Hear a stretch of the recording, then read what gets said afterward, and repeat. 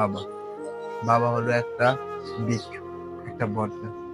ছেলেদেরকে সবসময় ছায়া দিয়ে রাখে। এই তো কিছুদিন পরে রমজান। রমজান খুব নিকট, খুশির দিন। রমজানের পর ঈদ আসতেছে, তাও খুশির দিন। সবার ঘরে ঘরে খুশির আনন্দ ভরে যাবে। যখনই কোনো খুশির দিন আসে, যখনই একটু খুশি হয়, তখনই চোখ দুটো কান্নায় অজরে ভেঙে পড়ে। চোখ দুটো দিয়ে অজরে পানি ঝরে পড়ে। হয়তোবা এরকমটা হতো না যদি বাবা বেঁচে থাকে। সব সময় বাবাকে প্রচন্ড পরিমাণ মিস করি। কখনো বলতে পারি না, কারো কাছে প্রকাশ করতে পারি না যে বাবাকে কতটা পরিমাণ মিস করি।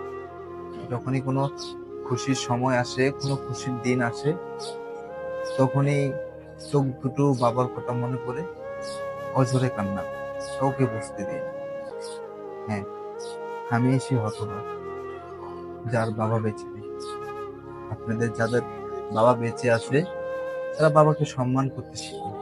বাবাকে বলুন যে বাবা আমি তোমাকে অনেক ভালোবাসি।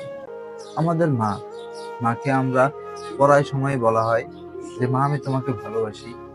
মাকে জড়িয়ে ধরে বলা হয়, কথার ছলে মাকে বলা হয় যে মা আমি তোমাকে ভালোবাসি। কিন্তু বলতে পারবেন কখনো আপনার বাবাকে আপনি বলছেন যে বাবা আমি তোমাকে ভালোবাসি? যাদের বাবা বেঁচে আছে, এখনো সময় আছে, বাবার সামনে গিয়ে দাঁড়ান, বুক ফুলিয়ে বলেন যে বাবা আমি তোমাকে প্রচন্ড পরিমাণ ভালোবাসি। যখনই বাবার বিষয়ে কিছু মনে পড়ে যায়, বাবার কথা বলতে বলতে বাবার কথা ওঠে, তখনই দুটো চোখ অঝরে কান্না। বাবা তোমাকে অনেক পরিমাণ ভালোবাসি। কখনো বলা হয়, এখন চিৎকার দিয়ে বলতে ইচ্ছে করে যে বাবা তোমাকে ভালোবাসি।